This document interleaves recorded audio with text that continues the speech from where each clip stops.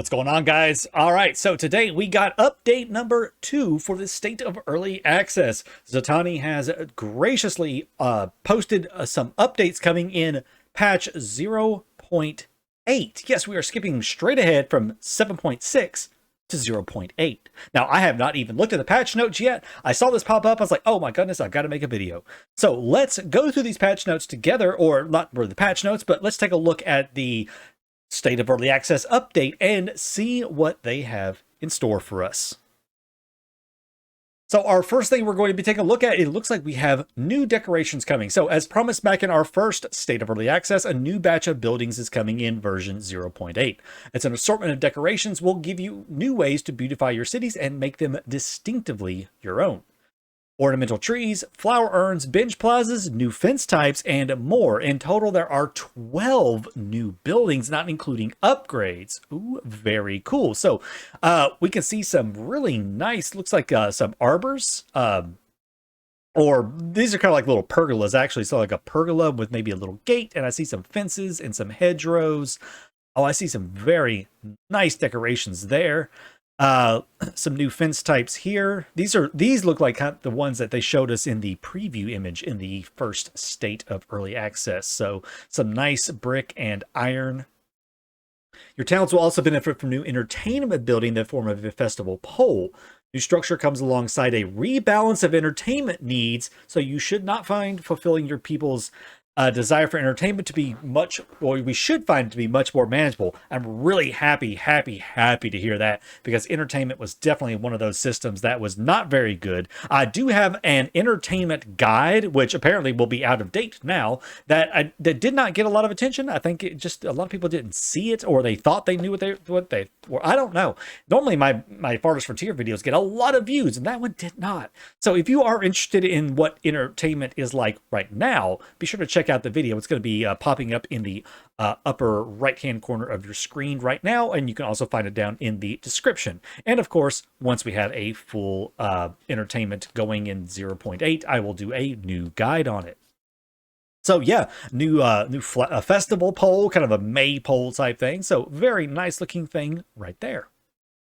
So, new tutorials. So, we've heard your feedback that sometimes Farthest Frontier systems can be challenging, especially those checking out town builders for the first time.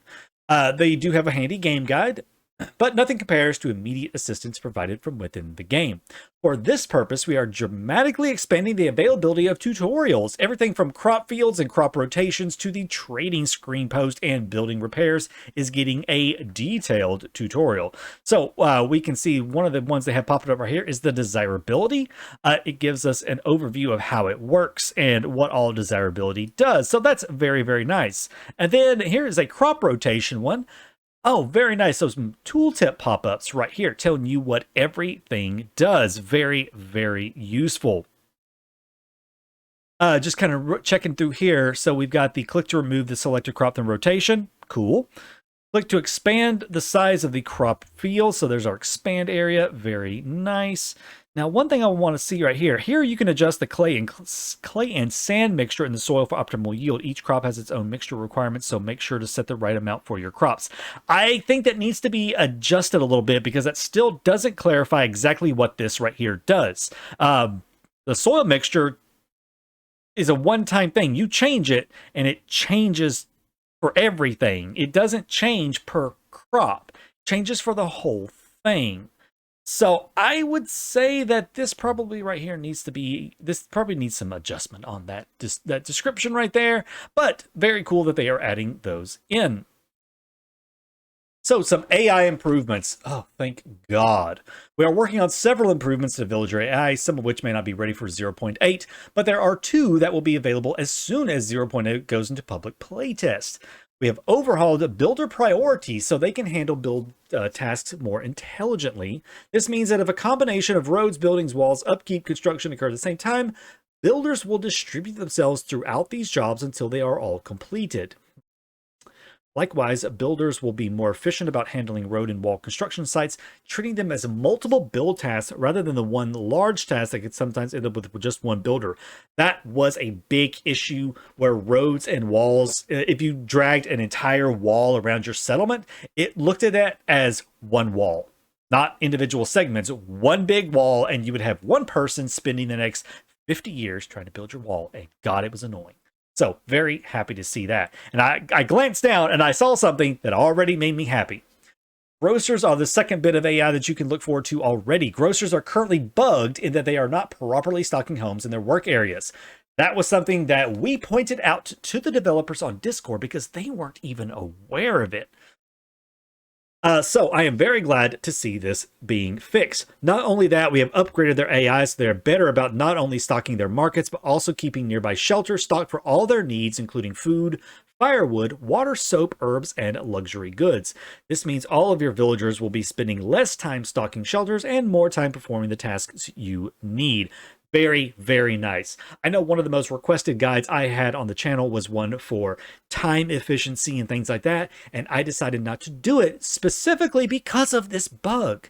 Not having the grocers at the market do what they were supposed to do and helping stock homes completely screwed with your villagers' efficiency times, because your people would be spending so much time stocking their homes and going around trying to buy stuff, not even at the market, because the market wasn't being properly stocked because their AI, the grocer, was so buggy that it was just impossible to try to make a guide about getting everything stable in terms of your work time efficiency because it was so bugged. This right here is going to help that so much. I am very happy to see this, and I can't wait to try it out. So, desirability info. Desirability is one of Farthest Frontier's central mechanics. You need to raise desirability in order to upgrade shelters, yada, yada, yada. We know. It's a very important system, but one that was somewhat obscured in terms of providing you all of the desired information. With 0.8, we have updated the shelter UI window to not only give you a breakdown of the desirability tiers necessary for upgrades, but the tooltip will give you detailed rundown of every nearby structure. Oh, very, very nice. In addition to that, we've also updated the icons when placing new structures, so you can not only see the total desirability, but also how much of an impact the new structure will have on them. Oh, that is cool. I like this. So now if I place down the large statue, you can see that it has an addition. So it will show you exactly how much it's raising it by. So that's going to go up by. So I'm wondering though, is that now showing that this is going, it will be 79% and it's an additional 11%, or that's saying that. So it was 68 before and now it's 79. So that's a total of 11%, or will it go up to 11%? Interesting. Okay, I guess that's something we'll double check on. But this right here, so yeah, here we go. Desirability of 68. So it's showing you everything around it. So basic wells, bakeries, parks, all of this good stuff. It gives you a total breakdown of desirability. I really, really like that. I'm glancing real quick to see if I see anything different, and I don't. Nothing's popping out new and different on those UIs. I'm just double checking to see if I see anything that looks new and different, but I don't. All right, so quality of life changes. Everybody's favorite things is quality of life changes. So we always make an effort to squeeze in some QOL changes, and version 0.8 is no exception. You can look forward to these and more. Professions window will preserve settings between reloads. This means that if you have a habit of reducing work counts in various professions using that window, all of your preferred values will be maintained even if you save and reload. I, honest to God, didn't even pay attention to that. That's really cool that they're fixing it, but I don't think I ever paid attention to the fact that it didn't save that. So cool. The placement grid has been updated to much easier to see, especially on overlays and snow. Very, very nice. Flatten tool will be more.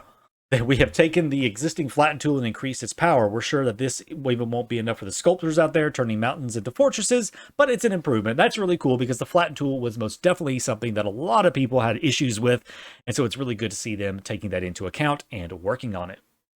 Barns will generate milk by default. The toggle for milking will be removed. Okay, that's fine. I never understood why you would take toggle off milking in the first place. I know there were some people talking about them doing that on occasion, but honestly, just leave it on by default. It's fine. In addition, cows will be able to. Oh, okay. Cows will be able to graze on fields to improve their fertility, but be aware, cows will gladly devour any crops you have planted. Watch out, deer, you have competition. Those savvy farmers will have clover ready for them to eat. So that's actually a change, is what that is. So when the game first came out, and I know there were a couple of guides from some larger YouTubers talking about how you should put cows on your fields to increase their fertility. Later on, they changed that because they said that they weren't supposed to be doing that, and they did not want cattle on the fields eating the clover or the crops to increase their fertility. So they disabled that system because cows were not supposed to be on the crops in the first place. It was a bug. So, but now they've changed their mind, and they are going to let us put cattle on our fields to eat the crops and improve the fertility. So they have reversed their decision and brought the, quote, bug back and made it a feature now. So that's kind of cool. Finally, barns will generate waste during the winter months, which can be transported to compost yards for additional compost. That's a little annoying because you already need so many compost yards for a large population. So this is just something else you're going to have people do. Unless the barn workers take it over there, but I'm assuming not. I'm assuming the compost yard worker has to come and pick it up and take it back to the compost yard. So that's just one more thing for them to do. So that might require at least another compost yard or two to have, depending on your number of barns. So just be aware of that. Builder cap of 100 will be removed. Send forth your laborers and pave over the frontier. I've never needed that many builders, but okay. Condemned buildings will be salvageable and relocatable. However, attempting to relocate a damaged or condemned building will add the repair costs to the relocation job, so no more avoiding building maintenance with relocation tasks.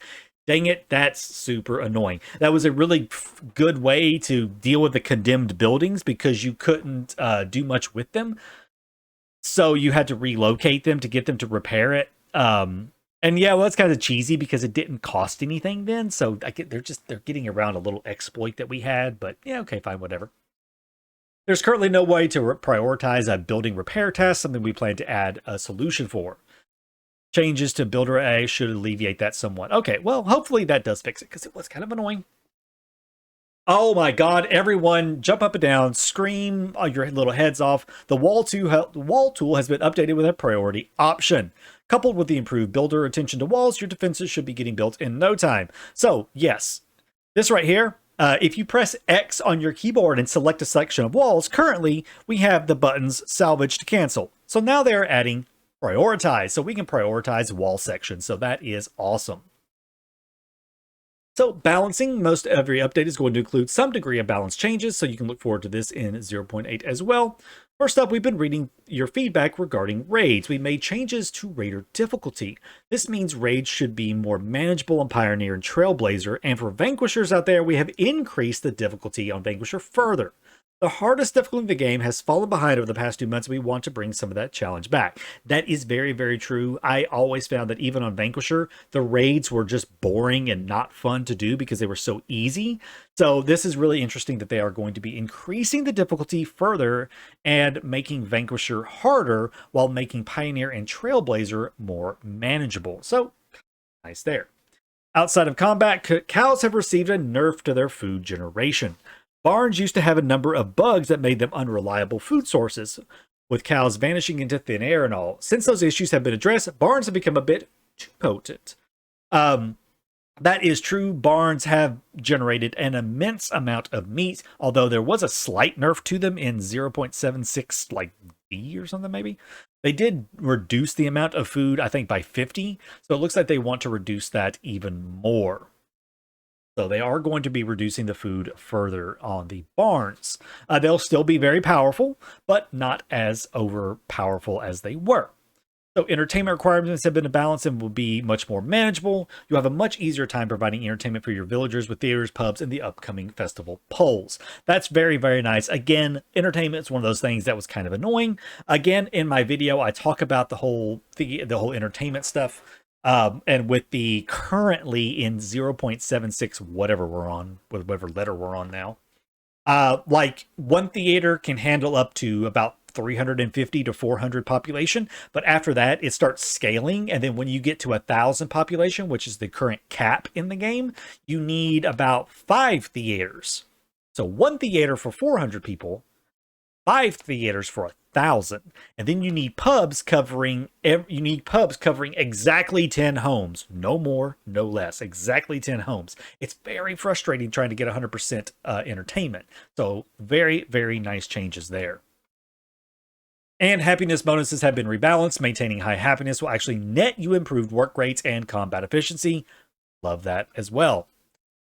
Bug fixes, always good. I'm not going to read through every single one of them. I'm just going to kind of briefly take a look at them. Snow shaders improve. Fixed an issue with collapsing sections. Blah, blah, blah, blah.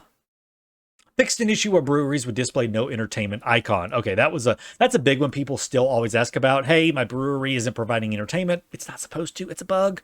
So good deal that they are getting rid of that.